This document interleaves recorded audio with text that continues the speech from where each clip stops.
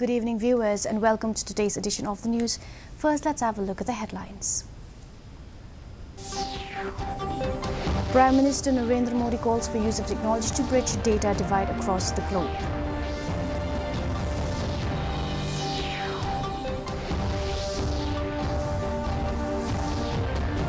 Meghalaya government to eliminate drug trafficking on war footing in the state.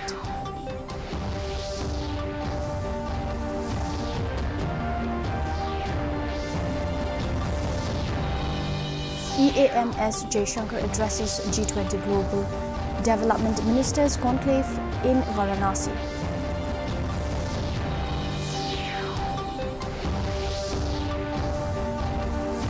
And heavy rainfall leads to increase in the water level of Umyam.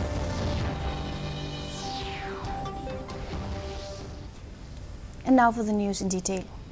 Prime Minister Narendra Modi said that the democratization of technology is an important tool to bridge the data divide in the world.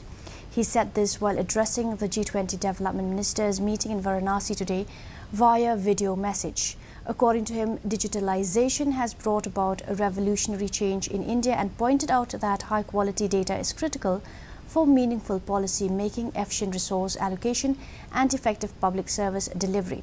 Giving a model of development to the G20 countries, he said that India has made efforts to improve people's life in more than 100 aspirational districts and added that these aspirational districts have now emerged as the catalyst of growth in the country.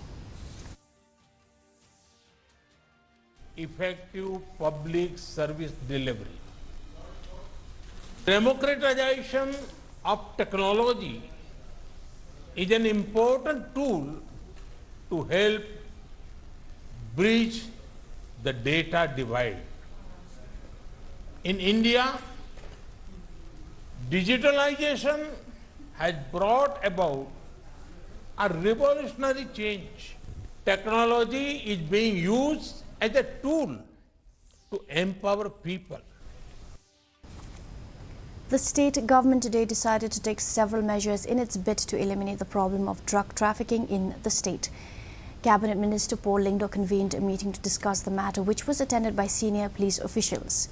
Speaking to media person, Paul Lyngdoh said that there are certain loopholes in the NDPS Act and it calls upon the government to frame necessary rules in this regard, informing that the Drug Reduction, Elimination and Action Mission has been notified headed that the government has also decided to invoke Prevention of Illicit Traffic in Narcotic Drugs and Psychotropic Substances Act 1988, under which a drug trader can be booked under preventive detention for initially 3 months, which can also be extended up to 1 year. But where the other centers are concerned, so it's not just a local issue here. It's a multi-dimensional issue. It's very complex, and we need to tone up policing.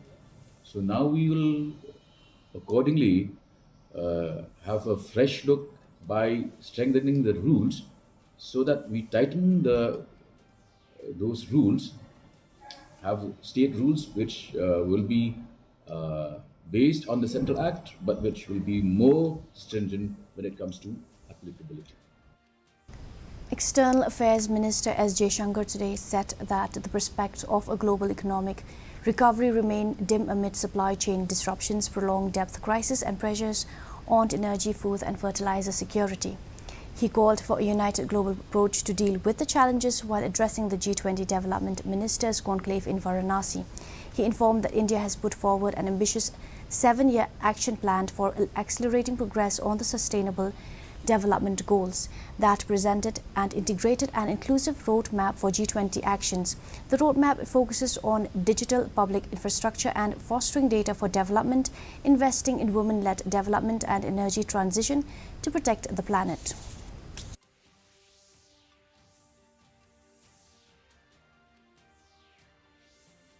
After a long and dry spell, Shillong and different parts of the state is finally witnessing some rainfall. Shillong and its adjoining areas started receiving rain since last Friday, and during the ongoing rainfall, the level of Umyam Reservoir has also gone up by a few feet. It may be mentioned that the state government had to resort to load shedding 2 months ago, as most of the power generating units in the state had low water level. But with this sudden spell of rain, the government is optimistic that the power scenario in the state would improve soon and people would get respite from load shedding.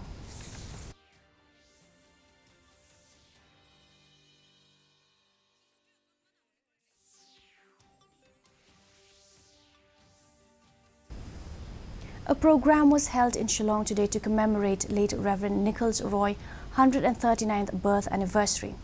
The program was organized by Reverend J.J.M. Nicholas Roy Memorial Committee and Reverend J.J.M. Memorial Nicholas Roy College. Speaking on the occasion, Padma Shri awardee Professor Badablin War said that late Reverend Nicholas Roy was the architect of the 6th schedule of the Constitution and he made enormous contribution both as a Christian minister and also as a statesman.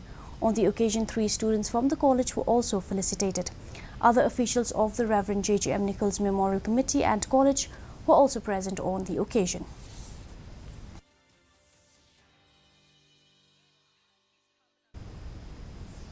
The Meteorological Department has issued heavy rainfall and fishermen warnings for the Kutch and Saurashtra coast of Gujarat. An extremely severe cyclone storm Biparjoy is expected to reach the coastal areas between Mandavi of Kutch district of Gujarat and Karachi of Pakistan on June 15th. In view of the situation, the department has issued LW4 signal at all the ports of Gujarat and has warned of very heavy rainfall and strong winds with a speed of 120 to 135 km per hour, gusting to 145 km per hour from Thursday morning in the coastal areas of Gujarat.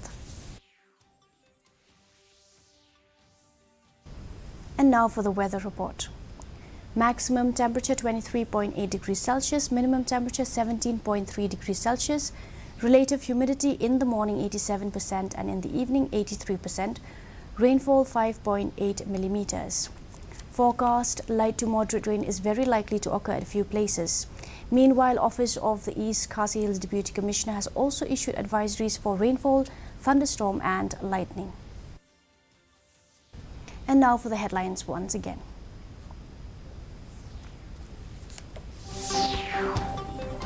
Prime Minister Narendra Modi calls for use of technology to bridge data divide across the globe.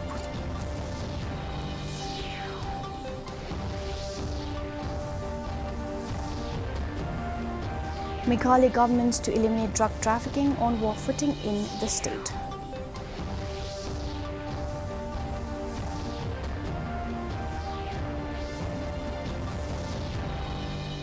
EAMS J. Shankar addresses G20 Development Ministers Conclave in Varanasi.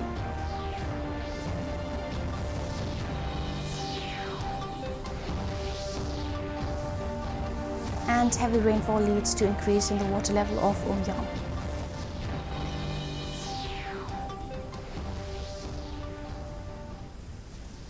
Well, that's all we have for you in today's edition of the news. Do tune in tomorrow at the same time and same channel. Have a good night.